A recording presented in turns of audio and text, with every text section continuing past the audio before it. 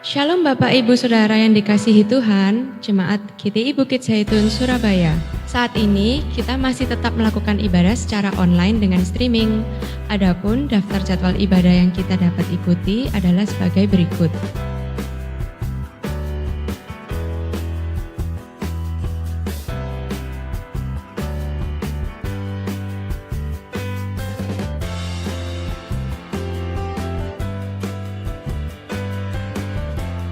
Kelompok kecil atau PS tetap diadakan secara online dengan menggunakan aplikasi Zoom, Google Meet, dan aplikasi lainnya. Untuk informasi lebih lanjut bisa menghubungi pimpinan PS masing-masing atau pada kantor gereja di nomor 031 531 2222. Ibadah Minggu pagi tanggal 27 Juni akan disertai dengan perjamuan suci yang dipandu oleh Bapak Gembala Sidang. Saudara bisa menyiapkan roti dan anggur atau diganti dengan yang lain. Syarat mengikutinya adalah sudah dibaptis dalam air dan tidak simpan dosa. Jemaat yang rindu memberikan persembahan atau perpuluhan dapat memberikan melalui kode QR yang tertera di layar berikut atau melalui transfer ke rekening Bank BCA nomor 509-041-0999 atas nama GTI Jemaat Bukit Zaitun Surabaya. Untuk memutus mata rantai penyebaran virus COVID-19, kami menghimbau Bapak Ibu Saudara agar selalu mengikuti protokol kesehatan dengan menerapkan 5M, yaitu menggunakan masker, mencuci tangan, menjaga jarak, mengurangi mobilitas, dan menghindari kerumunan. Bapak, Ibu, Saudara, mari kita mempersiapkan hati dan pikiran untuk menerima berkat firman Tuhan. Sebab itu, mari kita tetap menjaga suasana hadirat Tuhan di tempat kita masing-masing. Selamat beribadah, Tuhan Yesus memberkati.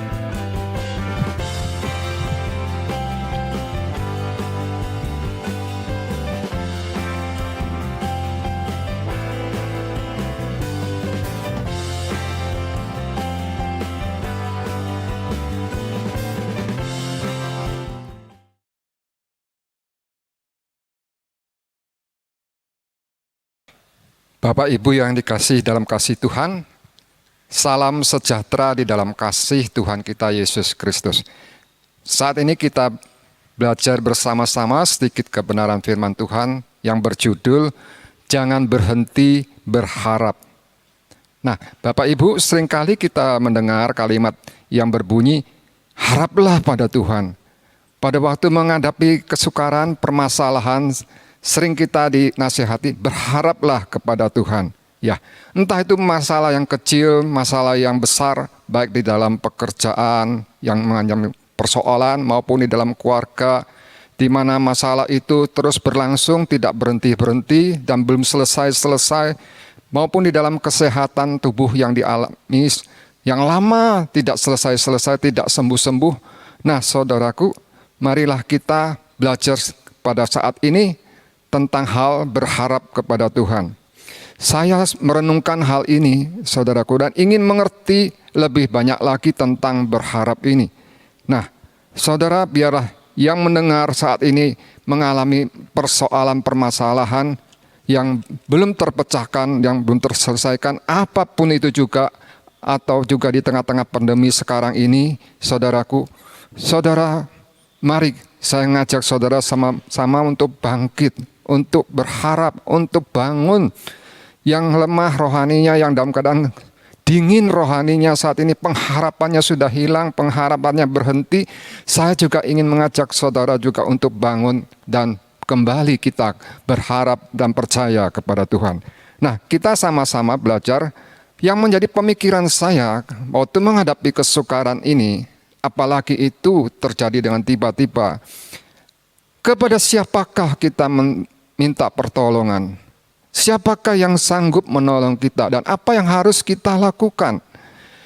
Nah, ini saudaraku, meskipun mungkin persoalan itu kecil bisa ditanggulangi, diatasi dengan kemampuan finansial maupun kemampuan medis, tetapi biarlah kita di dalam masalah yang kecil pun belajar percaya dan berharap kepada Tuhan. Nah, berharap inilah yang saya pikirkan dan renungkan lama sekali.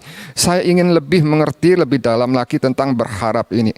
Nah, saudaraku, mari kita sama-sama belajar apa yang Tuhan nasihatkan di dalam firman Tuhan tentang hal ini. Kita sama-sama membaca di dalam kitab Mazmur pasal 43 ayat yang kelima. Di dalam terjemahan lama, Mazmur 43 ayat yang kelima, terjemahan lama berbunyi demikian. Apa sebab engkau tunduk dirimu hai jiwaku, dan gundah begitu dalam aku? Haraplah pada Allah, karena aku lagi akan memuji Dia, bahwa Ialah pertolonganku yang sempurna dan Allahku. Saudaraku, yang menulis Mazmur ini seorang yang memiliki pengalaman pribadi bersama Tuhan di kala suka dan duka. Nah, pengalamannya ini dia tuliskan dan menjadi berkat bagi kita di generasi sekarang ini. Jadi waktu dia menghadapi kesukaran, ada suatu perasaan dalam hatinya. Saudaraku, ada suatu tekanan gundah di dalam hatinya. Ada suatu pikiran, bagaimanakah persoalan saya ini? Suatu keadaan di mana dia membutuhkan pertolongan, saudaraku. Lalu dia menuliskan pengalamannya ini kepada kita, yaitu haraplah kepada Allah. Saya membaca di dalam Kamus Besar Bahasa Indonesia, kata berharap itu berkeinginan supaya terjadi. Apa yang kita harapkan, apa kita percaya itu, kita berkeinginan, punya keinginan supaya terjadi di dalam hidup kita. Nah, dulu saya berpikir, berharap, aduh Tuhan, saya gini, saya harap sama Tuhan. Tetapi sekarang ini menjadi lebih mengerti lagi, saudaraku. Berkeinginan, punya keinginan apa yang Tuhan janjikan itu supaya terjadi di dalam hidup kita. Nah, keinginan ini, harapan ini kita taruhkan kita pada Allah kita. Kita harap kepada Dia. Kita mempunyai keinginan bahwa Allah kita ini akan membuat janjinya itu, ayat-ayat yang diberikannya kepada kita itu menjadi kenyataan di dalam hidup kita. Terjadi dalam hidup kita. Nah, saudara, jadi bukan hanya sekedar kita berkata berharap kepada Allah, tetapi hati ini memiliki keinginan untuk apa yang kita harapkan, apa yang kita inginkan itu terjadi di dalam hidup kita. Tentu saudaraku, kita tidak menginginkan hal-hal yang bertentangan dengan firman Allah, tapi yang sesuai dengan kehendak Allah. Kenapa kita harus berharap kepada Allah? Nah, pengalamannya dia menuliskan pemazmur ini, karena dia berharap kepada Allah. Karena kenapa? Kenapa kita berharap kepada Allah?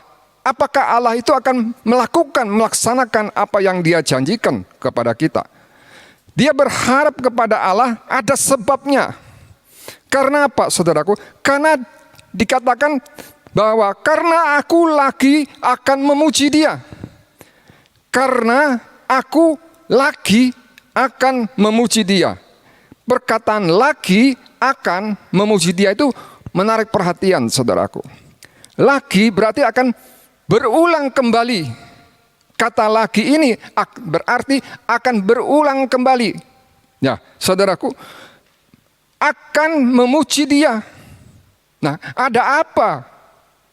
Pemazmur ini mengatakan kalau dia harap kepada Tuhan karena dia akan memuji Dia, saudaraku, memuji Allah, bahwa Ialah pertolonganku yang sempurna dan Allahku. Saudara, pengalaman ini menjadikan berkat bagi kita.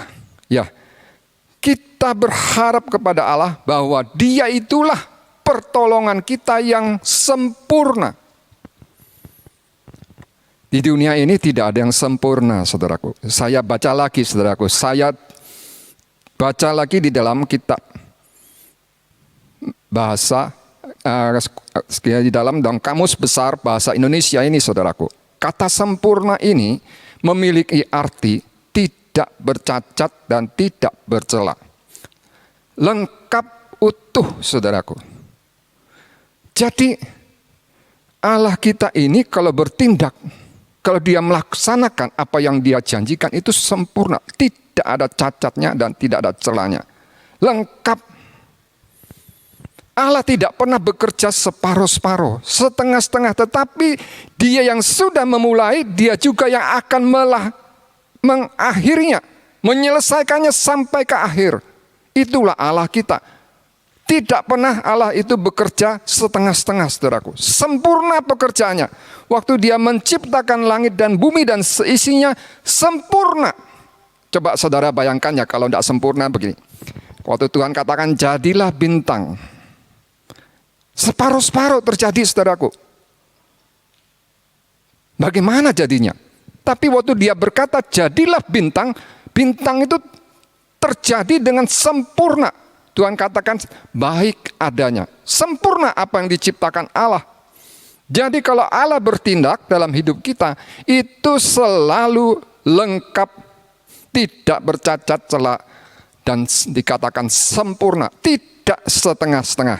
Nah, saudaraku, sampai di sini kita mulai memikirkan, siapakah yang bisa menolong kita dengan sempurna, dengan lengkap? Hanya satu, yaitu Allah kita yang Maha Kuasa. Kenapa dia bisa melakukan itu? Dengan tidak bercacat celah, sempurna, lengkap. Karena dia itu Allah yang Maha Kuasa. Allah yang Maha Kuasa, yang kekuasaannya itu tidak bisa dibatasi oleh manusia. Dia bisa menolong segala orang dengan cara apapun. Allah sanggup melakukannya. Lalu saudaraku, satu ayat lagi yang kita baca di dalam Mazmur pasal 62. Ayat yang ke-9 di dalam terjemahan lama tertulis demikian.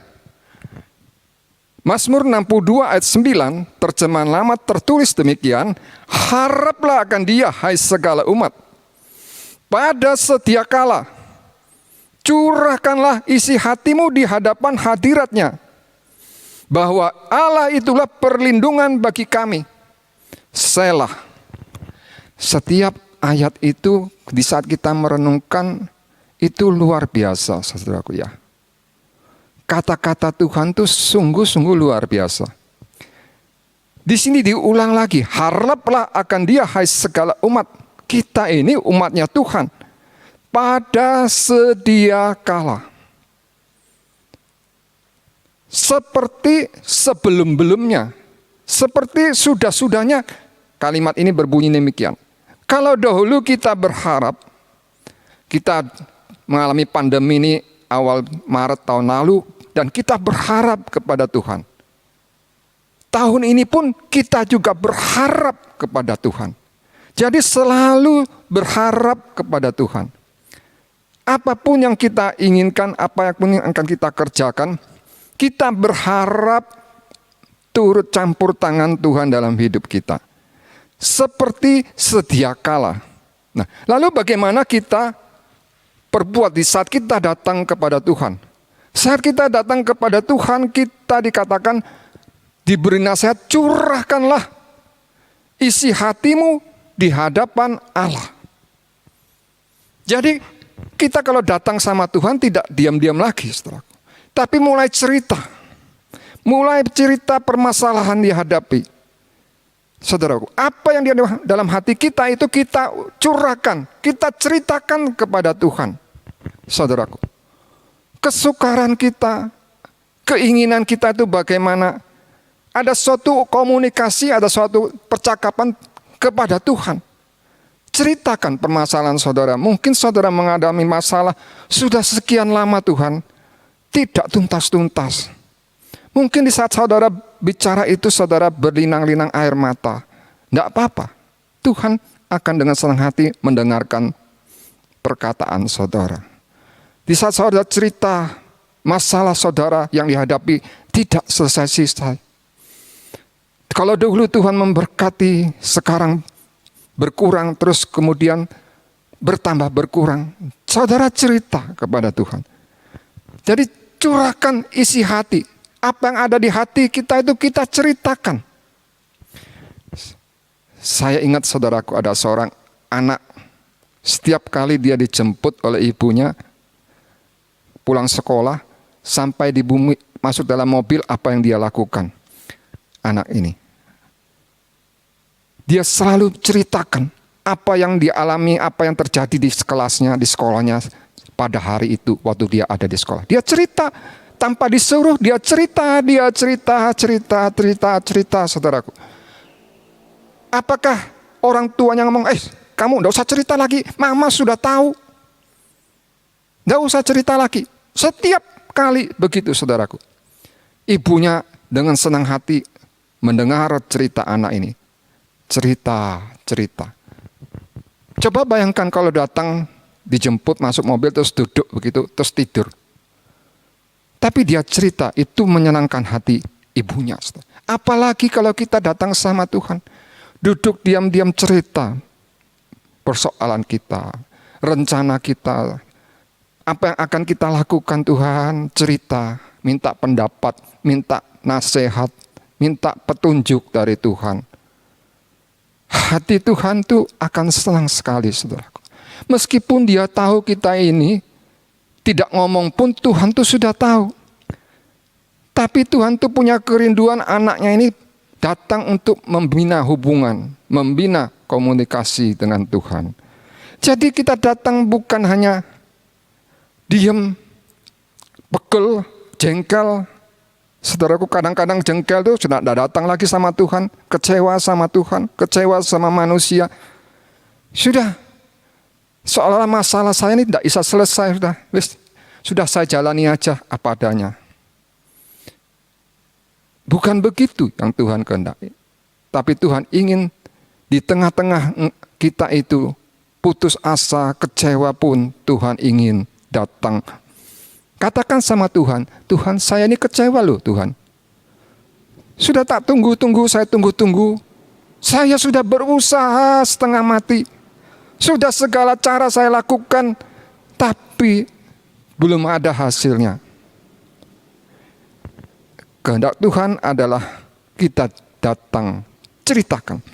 Nah, dikatakan bahwa Allah itu perlindungan kita.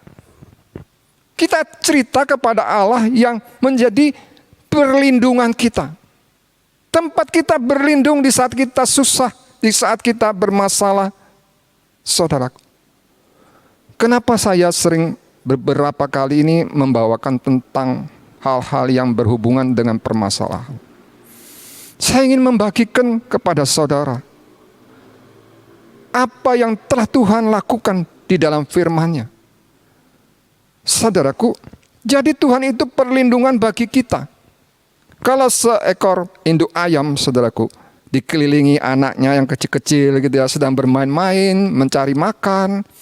Saudaraku, tiba-tiba sang induk ini melihat ke atas, loh, ada seekor burung elang datang menuju ke arah mereka, mau menyambar anaknya ini.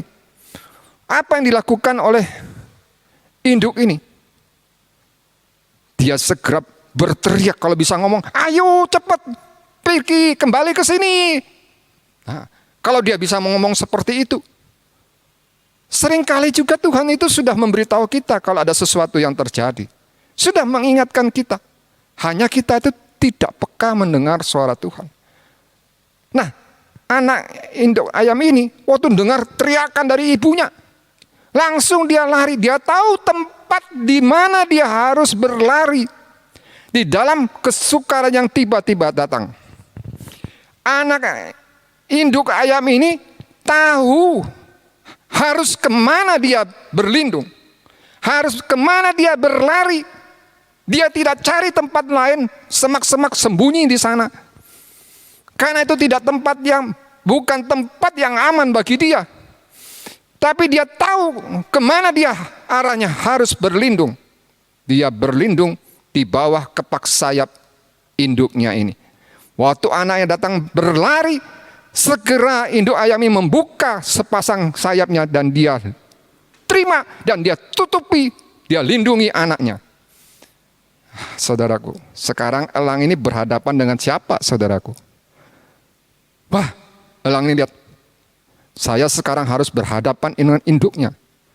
Saat saya dan saudara berlindung kepada Tuhan, saudaraku, yang berhadapan dengan masalah kita adalah Allah kita yang maha kuasa. Amin, saudara.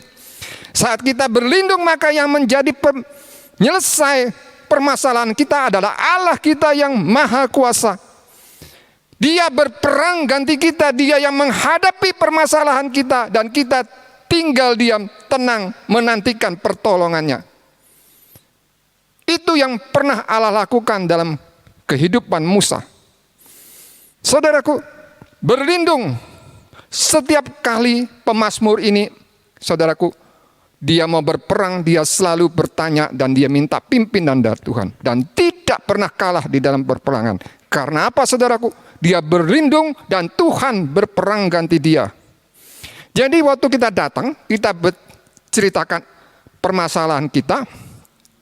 Lalu kita, saudaraku, percaya bahwa Tuhan itu perlindungan kita, saudaraku.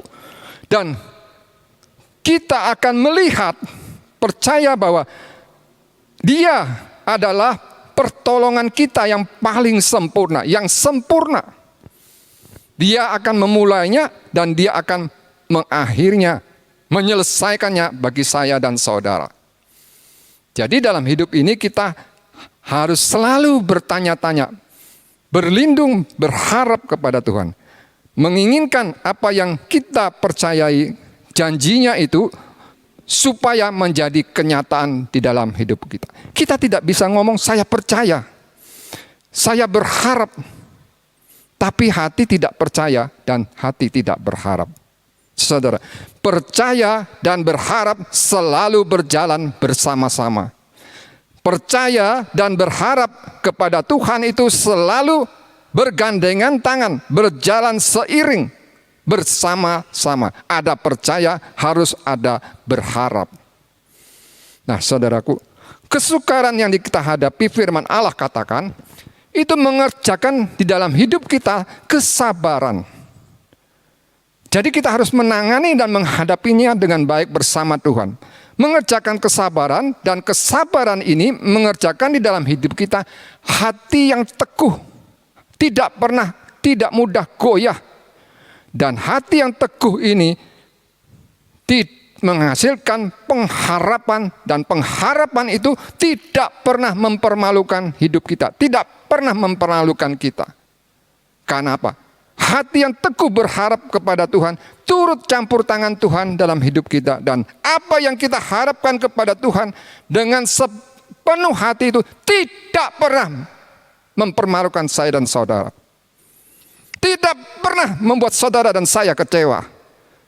Karena kita itu memiliki Allah yang sangat-sangat memperhatikan dan peduli kepada kita. Dia berkata, mari datanglah kepadaku, engkau yang berlelah dan berbeban berat. Apa yang kita tanggung, permasalahan yang begitu berat, datang kepada Tuhan, serahkan kepada Tuhan, ceritakan. Tuhan akan memberikan sentosa, akan menolong saudara dan saya di dalam permasalahan itu. Saudara dan dikasih dalam kasih Tuhan, di dalam Markus pasal 1 ayat 40 sampai 42, ada seorang penderita kusta. Di dalam KJI tertulis demikian, penderita kusta ini datang kepada Tuhan Yesus berlutut. Dan dia memohon supaya Tuhan itu menyembuhkan dia. Dia berkata demikian, bila engkau dapat mentahirkan saya. Pada waktu itu orang yang menderita kusta itu tidak bisa disembuhkan. Belum ada obatnya. Dan mereka diasingkan di antara masyarakat di sekitarnya. Tapi saya berpikir bagaimana caranya orang kusta ini bisa lari, bisa datang kepada Tuhan Yesus. Kan melewati orang banyak, saudaraku. Apa tidak ada yang berkata demikian? Hai, kamu orang kusta, pergi. Di sini bukan tempatmu. Atau berkata begini, kamu sakit kusta, tidak mungkin kamu bisa sembuh. Tidak mungkin kamu bisa sembuh. Sudah, pergi, jangan berkeliaran di tempat ini. Pergi sana. Mungkin ada beberapa orang menarik dia. Tapi semangat orang ini tidak pernah padam. Dia tahu dia adalah masyarakat, anggota masyarakat yang diasingkan. Oleh karena penyakit yang dideritanya ini. Siapa yang mau sakit kusta, saudaraku? Siapa yang mau sakit kusta? Siapa yang mau bangkrut? Siapa yang mau menderita? Tapi dia datang kepada pribadi yang tepat. Dia lari kepada satu pribadi yang tepat, yaitu Tuhan Yesus Kristus. Sang penyembuh itu. Datang dengan berlutut, dia rendahkan hatinya. Dan dia percaya bahwa Tuhan Yesus itu bisa menyembuhkan dia. Engkau dapat mentahirkan saya. Tapi percayanya ini bukan hanya percaya, juga dia berharap. Bila engkau dapat, bila Tuhan dapat, dia mengharapkan Tuhan itu mau, bila engkau mau. Maksud saya, bila engkau mau, dia mengharapkan Tuhan itu mau untuk menyembuhkan dia. Iman dan pengharapan selalu berjalan beriringan. Dia berharap Tuhan mau menyembuhkan dia. Supaya kustanya ini sembuh dan dia menjadi sembuh. Dia mengharapkan kesembuhan itu terjadi. Dia berkeinginan kesembuhan penyakit kustanya itu terjadi di dalam hidupnya. Bayangkan orang yang sakit kusta tidak pernah putus asa. Walaupun sudah divonis, kalau ada dokter waktu itu mungkin divonis, kamu tidak bisa sembuh. Masalahmu tidak akan bisa selesai. Tapi bagi Yesus tidak ada yang mustahil. Tidak ada barang satupun yang sulit bagi Tuhan. Nah, saudaraku, apa yang selanjutnya yang kita bisa pelajari, saudaraku? Mari kita teruskan di dalam Mazmur pasal 125. Di dalam terjemahan lama Mazmur 125 ayat yang pertama. Nyanyian Hamalot. Adapun orang yang harap pada Tuhan, yaitu seperti bukit Sion adanya. Kita akan membaca. Orang yang berharap kepada Tuhan itu tidak pernah dipermalukan. Orang yang harap pada Tuhan dengan hati yang teguh dan benar di hadapan Tuhan tidak akan pernah dipermalukan. Adapun orang yang harap pada Tuhan, yaitu seperti bukit Sion adanya, yang tiada berguncang, melainkan tetaplah ia pada selama-lamanya. Tidak berguncang, tidak bergoyang, teguh berdiri. Itu diumpamakan orang yang berharap kepada Tuhan itu seperti bukit Sion. Nah, kita lihat di dalam Mazmur 133 ayat yang ketiga, dikatakan di dalam terjemahan lama, orang yang berharap kepada Tuhan itu seperti bukit Sion. Nah, saudaraku, kita baca Mazmur 133, saudaraku.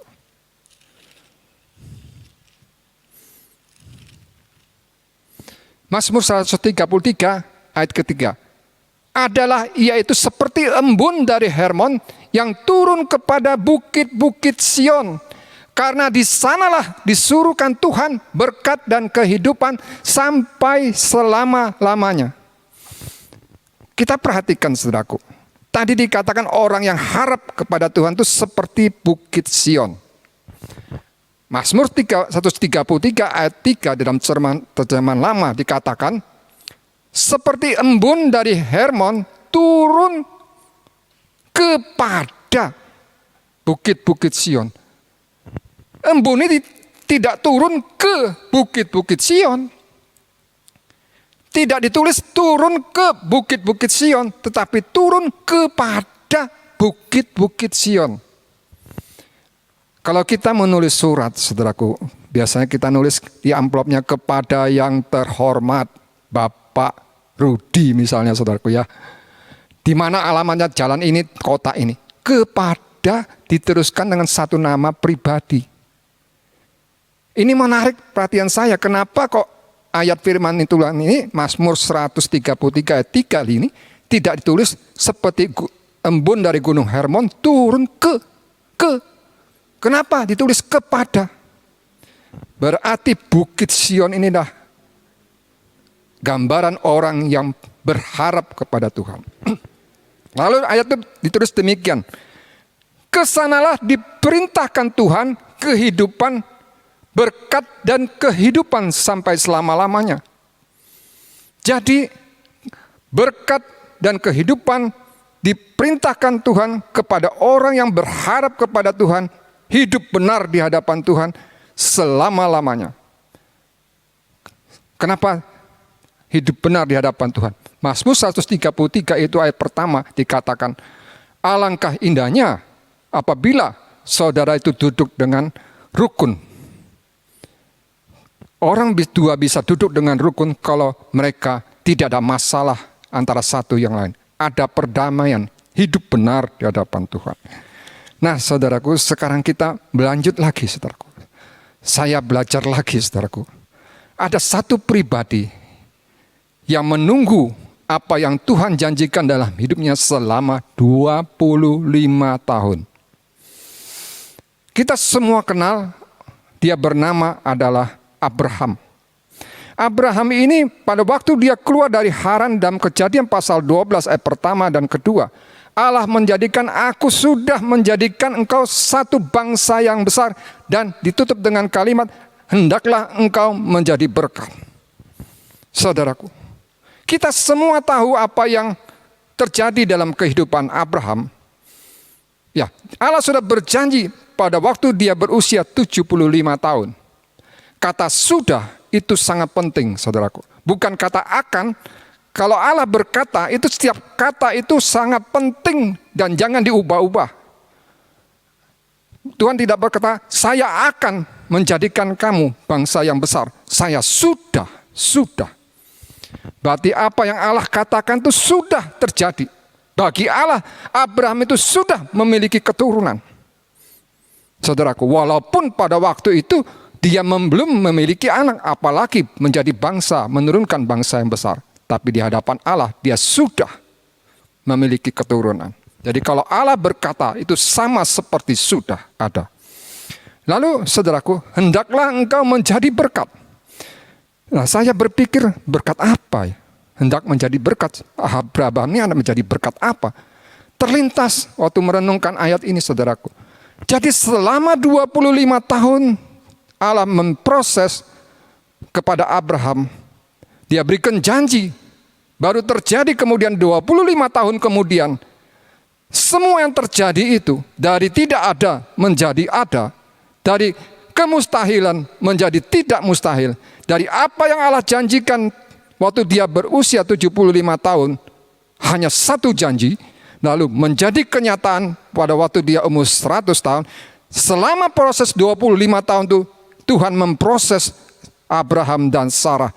Dan semuanya ini ditulis untuk menjadi berkat bagi saya dan saudara. Apa yang Allah kerjakan itu menjadi berkat bagi saya dan saudara. Kehidupan Abraham dan Sarah yang diolah oleh Tuhan ini menjadi berkat bagi saya dan saudara. Menjadi teladan contoh kepada saya dan saudara. Nah saudaraku, tapi apakah pernah Abraham ini hilang pengharapannya?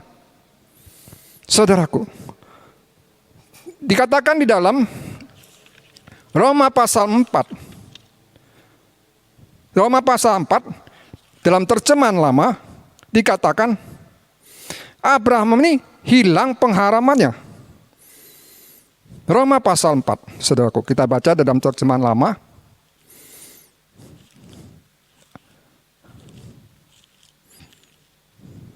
Roma pasal 4 ayat yang ke-18. Karena tatkala Ibrahim sudah hilang pengharapan, maka ia sudah harap juga dengan iman yang ia menjadi bapa kepada beberapa banyak bangsa, sebagaimana yang difirmankan bahwa demikianlah akan jadi benihmu kelak. Dia pernah hilang pengharapannya. Di dalam Kejadian pasal 15 ayat 1 sampai yang ke-5, Abraham berkata kepada Tuhan, Tuhan, apa yang hendak Engkau berikan kepadaku?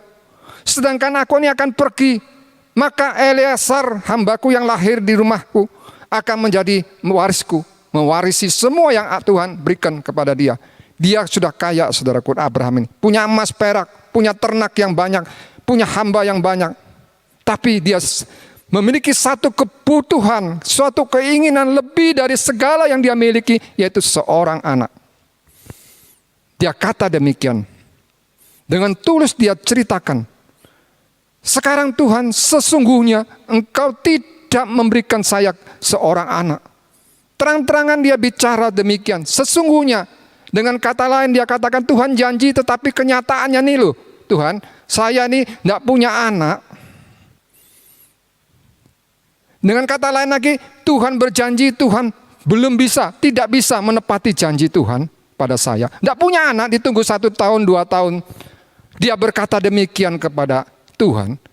Dalam suatu penglihatan khayal Tuhan bawa Abraham ini keluar.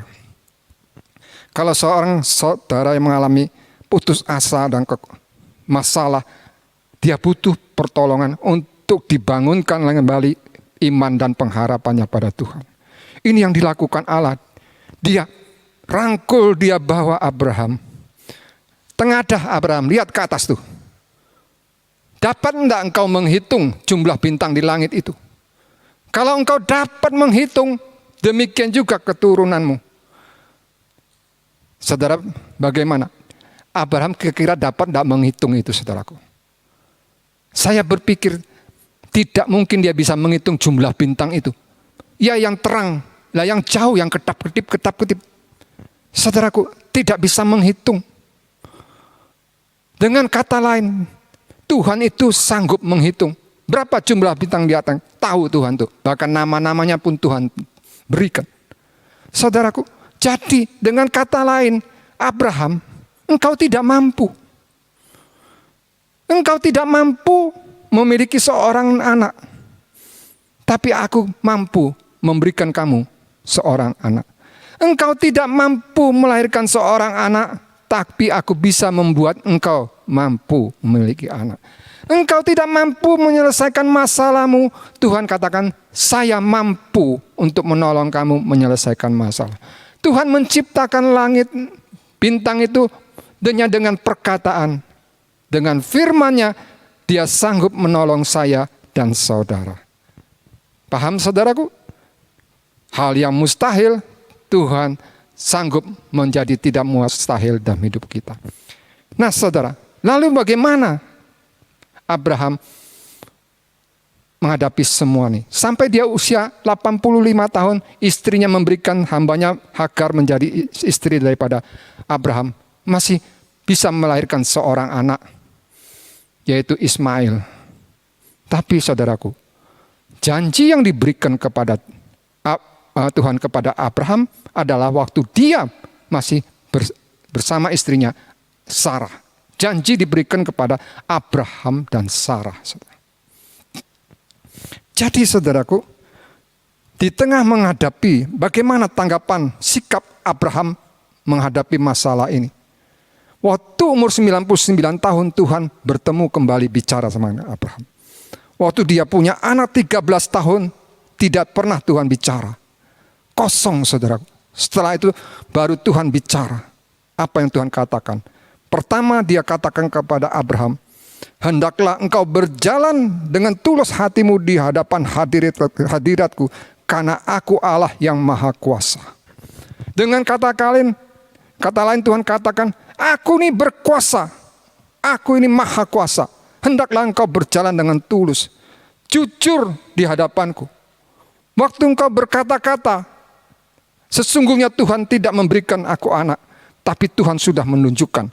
Waktu engkau mengambil istri dari hambanya Sarah, engkau tidak bertanya-tanya kepadaku. Maka itu Tuhan katakan, hendaklah engkau tulus, jujur. Saudaraku, bagaimana setelah peristiwa itu? Roma pasal 4, 18 sampai seterusnya dikatakan, Abraham, saudaraku, percaya kepada Allah yang menghidupkan orang mati. Saudaraku, Allah yang hanya menyebut barang yang tidak ada seperti sudah ada. Dia percaya Allah yang melakukan perkara yang ajaib, saudara. Nah, bagaimana dia melihat kenyataan bahwa istrinya sudah mati randungannya, sedangkan dia sudah sangat tua seperti orang mati. Abraham dikatakan dia tetap percaya dan berharap kepada janji Allah bahwa ia akan menjadi suatu bangsa yang besar. Dia tidak dibimbangkan oleh janjinya. Dia tidak dibimbangkan oleh janji Allah kepada dia. Dia tidak, saudara, memikirkan keadaan dirinya. Orang yang memikirkan itu bisa membuat seorang itu hilang pengharapan. Lihat fakta-fakta. Saudaraku, fakta yang ada itu berusaha menjatuhkan, melemahkan Abraham. Di dalam Roma pasal 4 ayat 18 di terjemahan KJI dikatakan, meskipun bertentangan dengan iman, terjemahan bahasa Inggrisnya berbunyi demikian, yang melawan harapan, percaya harapan. Jadi fakta ini berusaha menjatuhkan. Setiap hari dia lihat fakta. Dia, istrinya mati, rahimnya sudah mati, sedangkan dia sudah tua. Ada lagi satu, saudaraku, sudah sekian lama janji Tuhan ini belum menjadi kenyataan. Setiap hari dia menghadapi itu, melihat itu. Dan dia bisa memikirkan tentang fakta-fakta ini. Tapi Abraham dikatakan tetap percaya, dan dia dengan sepenuh hati percaya akan janji Tuhan. Dan tidak bimbang akan janji Tuhan. Bahwa Allah sanggup melaksanakan apa yang Allah janjikan kepada dia. Abraham bangkit imannya, pengharapannya kepada Tuhan. Saudaraku, saya berpikir, kenapa Abraham ya berkata saya sudah sangat tua seperti orang mati. Waktu dia berumur 85 tahun, dia mempunyai anak Ismail. Kenapa sekarang dia berkata demikian? Kondisi tubuhnya, saudaraku, tidak seperti umur 85 tahun. Jadi fakta-fakta yang ada di sekeliling kita berusaha melawan, menghadang, melemahkan, menjatuhkan iman saya dan saudara. Tapi satu hal, kita harus percaya, tetap percaya dan berharap pada Allah yang Maha Kuasa yang menghidupkan orang mati. Saya ingin bersaksi sebentar, saudaraku ya. Sebenarnya juga saya tidak ingin bersaksi. Tahun 2018, itu kira-kira 2012, saudaraku, 9 tahun yang lalu, saya itu kepingin memiliki sebuah ruko. Tiba-tiba tidak jauh dari tempat kami bekerja, dekat Jalan Tunjungan itu, saya ditawarkan sebuah ruko. Bahkan dia mengatakan, ambil dua-duanya. Ruko ini berdampingan, saudara. Satu di tengah, satu yang di pinggir, saudara. Ambil dua-duanya saja. Saya ini maju mundur, saudaraku. Maju mundur, maju mundur. Apalagi dengar pendapat banyak orang yang melemahkan. Saudara, fakta itu, perkataan orang itu sering melemahkan, saudaraku. Hati-hati. Lalu saya maju mundur, saya ajukan KPR, saudaraku. Ayo Pak, cepat. Nanti diambil orang. Saya maju mundur, saudaraku. Tiba-tiba suatu hari, kami pulang toko, di jalan, saudaraku, tas kami itu dijambret sama seseorang. Waduh, saudaraku, semua uang hari itu, handphone, semua tasnya hilang semua, dibawa sama jambret ini. Beberapa orang, saudaraku, dengan kendaraan mereka lari. Kemudian kami itu, setelah beberapa hari kami datangi pemilik toko ini, penjual ini. Dia katakan, waduh, kami ini sudah menghubungi bapak dan ibu, tapi tidak nyambung-nyambung. Lah bagaimana? Sekarang toko ini sudah dibeli orang. Dua-duanya dibeli orang. Saudaraku, kami hanya bisa, tidak bisa berbuat apa-apa lagi. Hanya pulang, saudaraku. Ya, pulang ya sudah diapain lagi. Setiap kali saya ke Tunjungan untuk nyetor ke bank itu, pasti ngelewati toko itu. Jadi setiap kali saya lewat, saya lihat toko itu, saudaraku. Waktu pulang saya lihat lagi, saudaraku. Saya ingat apa yang terjadi. Setiap saya lewat, saya pasti lihat itu, saudaraku. Kadang-kadang saya nyesel, kenapa ya saya ini dulu ragu-ragu, maju mundur, maju. Kalau saya tidak maju mundur kan tidak jadi seperti ini. Sering orang masa menyesali, menyalahkan ini. Kalau seandainya saya tidak demikian, pasti tidak demikian. Saudaraku, itu berlangsung sampai akhir 2019.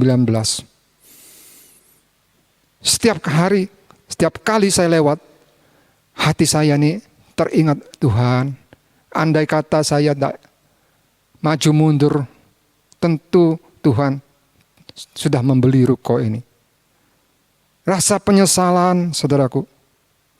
Tetapi akhir 2019, coba bayangkan kalau sudah dibeli orang, apa bisa kembali, saudaraku? Apa bisa kembali? Akhir 2019 itu saya terakhir ngomong sama Tuhan, Tuhan, terima kasih. Semua ini adalah salah saya. Salah yang menyebabkan saya gagal mendapatkan ruko ini. Tuhan tak pernah salah. Tuhan tidak pernah bersalah dalam hal ini. Ampuni saya Tuhan. Jadi selama ini saya selalu menyesal. Saya minta ampun sama Tuhan. Kenapa sampai terjadi demikian? Saudara, itu salah saya Tuhan. Sudah, saudaraku, hati saya tenang, saudaraku. Tapi ya Tuhan, saya sentak sama Tuhan satu. Saya berharap Tuhan beri kesempatan saya sekali lagi, Tuhan. Beri kesempatan. Itu saya katakan waktu berhadapan-hadapan dengan tokoh yang saya pernah luput itu, saudaraku. Di hadapan, di seberangnya saya katakan, beri kesempatan saya sekali lagi, Tuhan. Apakah Tuhan mendengar kata-kata saya ini? Saya tak pernah cerita sama siapa-siapa apa yang saya pikirkan, apa yang saya lakukan waktu itu. Saudaraku, karena toko ruko itu sangat penting bagi kami. Lalu sekitar awal Januari 2020, tiba-tiba saya lewat sana ada spanduk, saudaraku, disewakan. Tapi bukan yang di tengah, tapi yang di paling ujung, saudaraku. Lebih besar. Disewakan. Waduh, Tuhan, disewakan. Tapi saya tidak mau loh Tuhan disewa. Karena apa, saudaraku, tiap tahun naik. Lalu anak saya ngubungi agennya itu. Wah, ada orang yang berminat sekian-sekian. Waduh, harapan saya ini jadi, ya apa, saudaraku? Hati ini jadi apa? Saudara bisa bayangkan.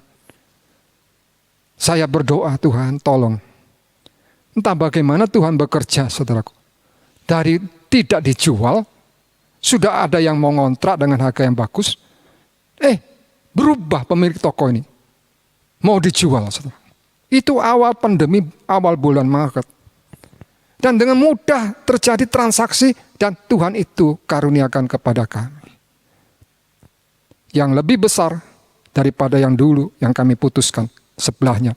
Dan di situ kita bisa, ruangan yang lebih itu bisa kita bangun lift untuk buka toko, saudara. Tuhan memberikan yang lebih baik, saudaraku. Apa yang Tuhan beri selalu yang terbaik bagi kita, saudara. Jangan pernah lupa itu. Saudaraku, tidak berhenti di sana Tuhan menolong kami. Waktu itu diberikan kepada kami oleh bank itu terakhir diberikan kredit itu. Sebab pandemi mulai bekerja. Awal bulan 3 itu, saudaraku. Saudara, suatu hari, awal daripada 2020 itu, kami itu punya rencana untuk bersama 7 orang pergi ke suatu negeri untuk berlibur di bulan Idul Fitri, saudara. Awal bulan 5. Semua sudah dibayar, saudara. Semua sudah dibayar lunas. Saudara, tiba-tiba terjadi bulan pandemi. 3 bulan kemudian, waduh, saudaraku. Akhirnya kami tidak jadi berangkat, saudaraku. Semua tiket sudah dibayar. Lalu kita bertanya sama agennya, bisa enggak di refund? Lalu agennya ngomong begini, berdoa saja supaya bisa di refund. Padahal juga penerbangan mengalami dampak daripada pandemi corona ini. Saudara bisa membayangkan apa bisa kembali. Nah, tapi Tuhan itu luar biasa Tuhan. Waktu kami memasukkan barang ke tempat toko yang baru ini, ruko ini, saya bikin kunci, saya bawa ke toko. Saya parkirkan mobil saya naik ke toko. Tiba-tiba saya cari kuncinya. Loh, kunci saya kok enggak ada ya? Kunci ruko saya ini. Lalu saya cari turun ke bawah ke mobil saya, juga enggak ketemu. Karena ini saudaraku, saya berpikir jangan-jangan nanti orang menemukan buka ruko itu. Lalu saya ganti saudaraku hari itu juga kunci itu. Tapi sepasang mata ini sudah melihat apa yang saya lakukan, apa yang terjadi. Besok paginya, saudaraku, waktu saya kembali lagi ke toko, saya parkir. Tiba-tiba tukang parkir itu datang kepada saya. Pak, ada apa Pak? Tukang parkir ini baik sekali terhadap saya, saudaraku. Bapak kemarin kehilangan sesuatu ya? Iya. Ayo coba lihat barang apa yang hilang itu. Lalu dia lari, dia ambil barang itu, saudara, dibawakan ke saya. Wih, saya lihat kunci saya, saudaraku. Kunci saya yang saya cari kemarin itu, yang hilang itu. Wah, saya tanya, saya kasih dia imbalan. Saya tanya, Pak, ini kejadiannya bagaimana? Dia cerita, waktu Bapak turun, tiba-tiba seorang berkendara sepeda motor melaju dari belakang Bapak. Waktu persis berhenti di mana Bapak turun. Tapi Bapak sudah naik ke atas. Lalu dia menunduk mengambil sesuatu di jalan. Nah, saya ini berada di depannya dia. Melihat itu, saya hadang dia. Dia mau pergi, saya hentikan. Pak, Bapak tadi ngambil apa? Oh ini, ayo kembalikan ke saya. Coba saudaraku yang menemukan tuh orang lain. Jadinya ya apa? Ini kembalikan. Nah sekarang ada di tangan saya, saudaraku. Kunci aja Tuhan perhatikan. Tapi tidak sampai di situ, saudaraku. Waktu saya masukkan lagi kunci ini, saya ke toko, tiba-tiba Tuhan itu kasih satu kalimat di hati saya. Saya kalau Tuhan ngomong sama saya itu saya kenal, saudara. Saya kenal. Cara dia bicara, kalimatnya, kata-katanya itu, suara itu saya kenal. Dia kata gini kan, sebagaimana kunci ini dikembalikan kepada kamu, demikian juga uang tiket itu akan dikembalikan kepadamu. Ngomong begitu, saudaraku. Satu kalimat ini ditaruh dok di hati saya mengerti. Sebagaimana kunci ini dikembalikan kepadamu. Kau tahu ya Tuhan ya, kunci ini dikembalikan kepada saya. Tahu Tuhan itu. Demikian juga uang tiket itu akan dikembalikan kepadamu. Apakah langsung terjadi, saudaraku? Tidak, saudaraku. Belum. Bulan 5 waktu berangkat, tidak berangkat, pandemi bertambah hebat, sampai akhir tahun, saudaraku. Saya tanya, Pak, sama agennya, sudah, bagaimana perkembangannya? Belum ada, berdoa ya. Waduh, disuruh berdoa, tapi saya memiliki satu janji Tuhan. Yang Tuhan bicarakan, katakan kepada saya. Saya pegang itu, saudaraku, saya ceritakan, ada yang jangan cerita dulu, jangan saksi dulu. Itu kan belum menjadi kenyataan. Saya percaya betul, saudara, apa yang terjadi. Awal Januari, agent ini nelpon ke saya, ke anak saya. Bu, uangnya sudah di-refund semuanya. Wah, saudaraku, hal yang tidak terduga. Kalau dalam pemikiran manusia, waduh sulit, apalagi penerbangan juga mengalami dampak keuangan. Wah, tetapi Tuhan lakukan sesuai dengan yang Dia janjikan. Apa yang Dia katakan itu terjadi dalam hidup saya dan saudara. Heran saya, berarti Tuhan itu mengamat-ngamati kehidupan saya. Apa yang terjadi dalam hidup saya Tuhan amat-amati. Sampai begitu perhatian Tuhan. Kunci kan sudah saya ganti, buat apa lagi Tuhan ngurus-ngurus kunci yang gak dipakai lagi. Kan saya punya ganti yang baru. Tetapi melalui peristiwa inilah Tuhan bicara untuk hal yang lainnya. Dia bicara. Dan itu apa yang Dia katakan, apa yang Dia janjikan itu, Dia sanggup melaksanakannya. Saudara yang kasih dalam kasih Tuhan, Apapun permasalahan saudara. Mungkin saudara sudah dingin pengharapan saudara. Sudah saudara, sudah tidak mungkin. Saat ini saya mendorong saudara untuk bangun. Ayo kita sama-sama bangun, sama-sama kita bangkit. Berharaplah, percayalah. Cari Tuhan. Baca firman-Nya, begitu banyak janji-janji Tuhan yang ditulis dalam firman-Nya. Baca pelan-pelan. Roh Kudus akan nolong saudara, membawa kepada saudara apa yang mau Tuhan katakan kepada saudara. Kalau Tuhan bicara sama saudara, baik langsung maupun melalui firman, pasti saudaraku. Saudara tahu. Nah saudaraku, jadi jangan berhenti. Saudaraku, untuk percaya dan mengharapkan apa yang Tuhan janjikan itu jadi. Walaupun fakta yang ada di sekeliling saudara berusaha melawan saudara. Saya ingat saudaraku, ayat yang terakhir yaitu Amsal pasal 4:23. Pelihara hatimu lebih daripada segala yang patut dipeliharakan. Di dalam terjemahan bahasa Inggris berbunyi demikian. Peliharalah hatimu dengan segala ketekunan. Karena di luar itu adalah masalah kehidupan. Di luar hati kita ini masalah kehidupan yang berusaha merobohkan, melemahkan kita. Sebab itu kita jaga hati ini dan pikiran ini. Sebab iman dan pengharapan itu keluar dari hati kita. Di hati inilah iman dan pengharapan kita, janji kita, Tuhan kepada kita, kita pegang, kita percayai. Sebab itu jagalah hati ini. Saudara yang lemah saat ini, dalam kesukaran, kiranya firman Tuhan ini bisa membangunkan iman dan pengharapan saudara kepada Dia. Kembali berharap kepada Dia. Saudara yang kasih dalam kasih Tuhan, demikianlah firman Tuhan yang dapat kami bagikan kepada saudara. Janji Tuhan tidak pernah luput. Janji Tuhan tidak pernah gagal.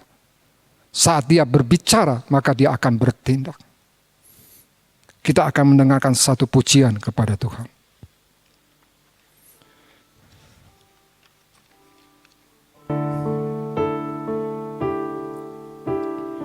Sungguh besar setiamu,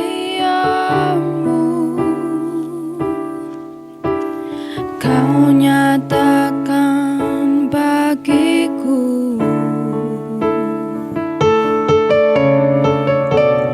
Kau Bapa yang selalu mengerti isi hatiku. Kemuliaan-Mu Kau janjikan, aku tetap percaya, ku percaya janji-Mu ajaib, terukir dalam kehidupanku. Ku berserah di dalam kekuatan-Mu, ku percaya. Sementaranya musik berjalan, mari saudara kita renungkan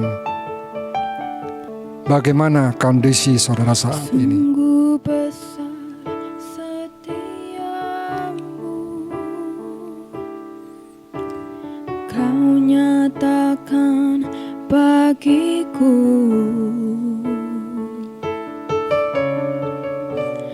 Kau Bapa yang selalu mengerti isi hatiku.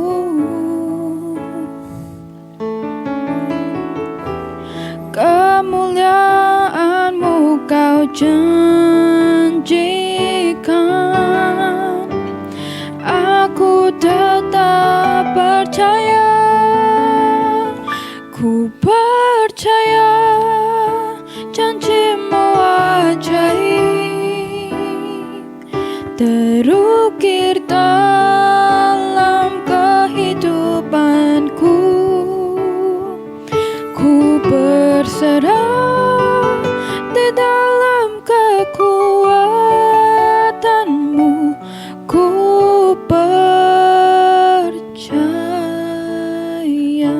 sementara musik berganti.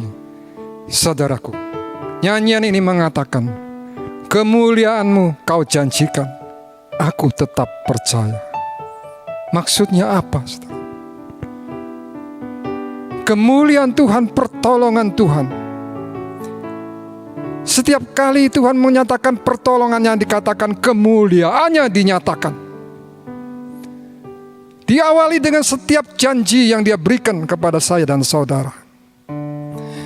Ayat-ayat firman Allah yang Dia janjikan, yang sudah Dia tulis di dalam firman Allah, akan dilaksanakan oleh Allah sehingga Dia dipermuliakan. Kemuliaannya dinyatakan, kuasanya dinyatakan. Karena Dia tidak pernah melupakan janjinya. Sekalipun 25 tahun telah berlalu, Allah tidak pernah melupakan janji. Sebab itu dikatakan, tetaplah percaya, tetaplah berharap. Hampiri Allah yang Maha Kuasa itu. Dia akan mengukir peristiwa itu dalam hidupmu. Dia akan menuliskan peristiwa itu di dalam hidupmu. Apa yang terjadi dalam hidupmu menjadi suatu riwayat hidup yang bisa, yang akan menjadi berkat bagi banyak orang. Seperti Abraham sudah dituliskan, Tuhan kerjakan dalam hidupnya selama 25 tahun itu. Terukir dalam riwayat hidupnya, menjadi suatu berkat bagi setiap generasi, menjadi berkat bagi setiap generasi, termasuk saudara dan saya sore hari ini. Kalau kita ingin mengenal Yesus Tuhan kita, baca apa yang ditulis di dalam firman, baca apa yang Dia lakukan, perbuat di dalam firman-Nya, kesaksian hidupnya, perbuatan-perbuatan yang ajaib, kasihnya, perhatiannya kepada saudara. Renungkan itu. Allah akan bicara kepada saudara. Dia akan nyatakan kemuliaannya dalam hidup saudara dan saya.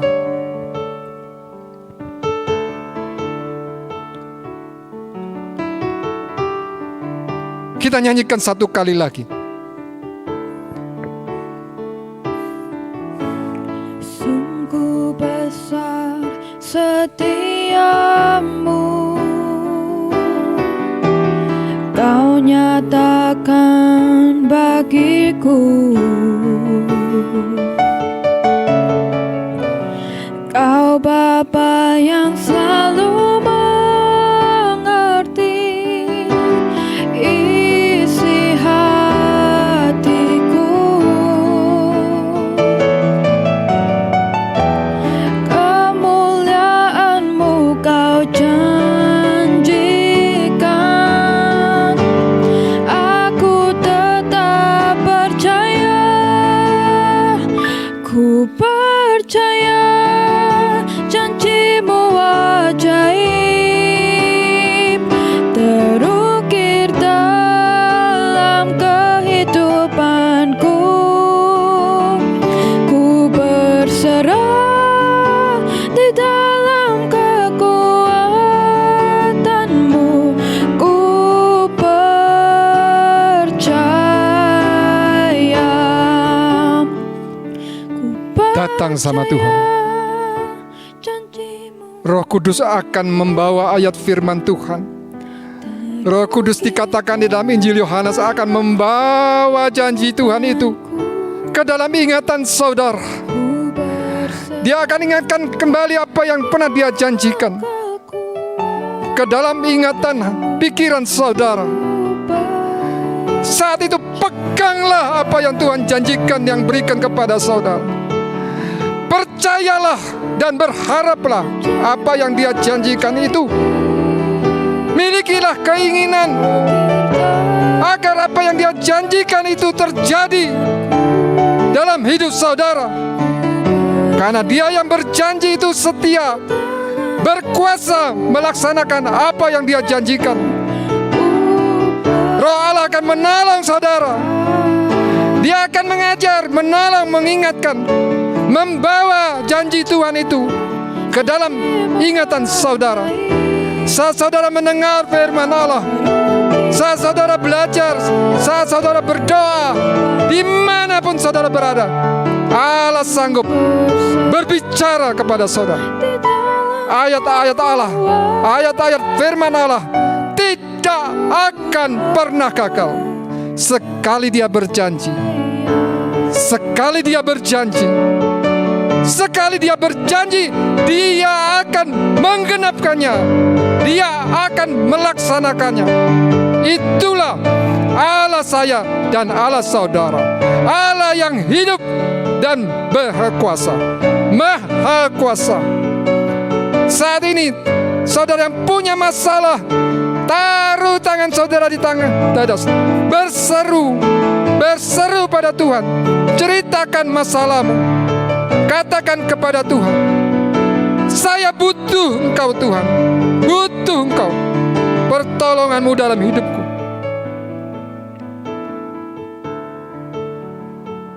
Bapa Sorgawi,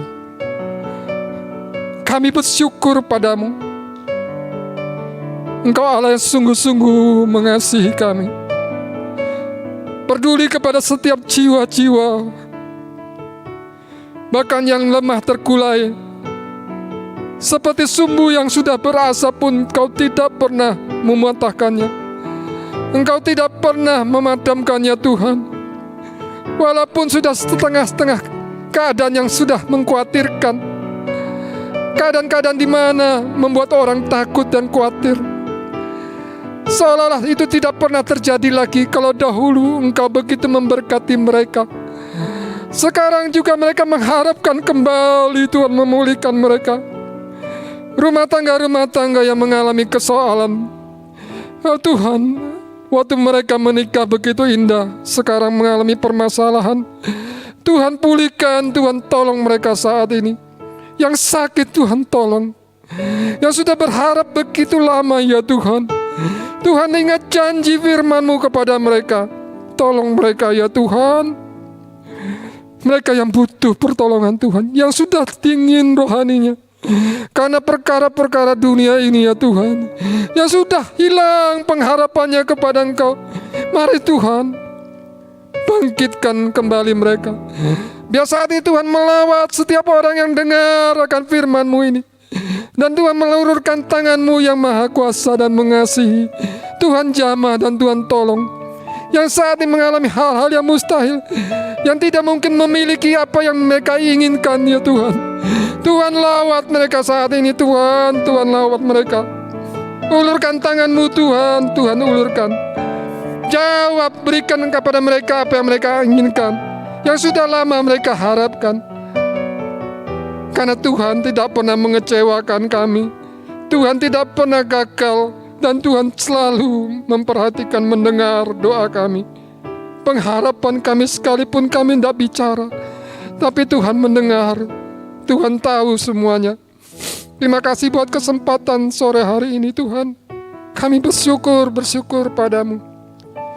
Kami tahu Tuhan, hati Tuhan pun susah, hati Tuhan pun penuh dengan belas kasihan, menolong mereka Tuhan. Biarlah Tuhan pandemi di negeri kami ini, bila Tuhan mau, Tuhan dapat menghentikannya Tuhan. Kasihanlah umat-Mu, bangsa ini ya Tuhan. Berkati, berikan pertolongan-Mu. Terima kasih, berkati Bapak Gembala kami, Ibu Gembala dan seluruh keluarganya dan seluruh hamba-hamba-Mu. Adanya hari ini Tuhan, hamba bisa berdiri di sini. Ini hanyalah kemurahan-Mu ya Tuhan, kemurahan-Mu. Tuhan, terima kasih semuanya. Terima kasih ya Tuhan. Hambanya bisa bersyukur padamu. Terima kasih ya Tuhan, terima kasih. Terima kasih. Biarlah semua yang diberitakan boleh menjadi berkat bagi umat-Mu. Terima kasih Tuhan. Sekarang saudara, terimalah berkat kasih Bapa kita di sorga. Begitu Dia mengasihi saya dan saudara, anugerah daripada Tuhan kita Yesus Kristus, belas kasihnya pada saudara, dan Roh Allah yang selalu menolong, memimpin, menguatkan saudara, membangun saudara dengan karunia-karunia-Nya dan buah-buah daripada Roh Allah menyertai saudara dan saya sampai selama-lamanya. Di dalam nama Yesus Kristus, terimalah berkat ini saudara.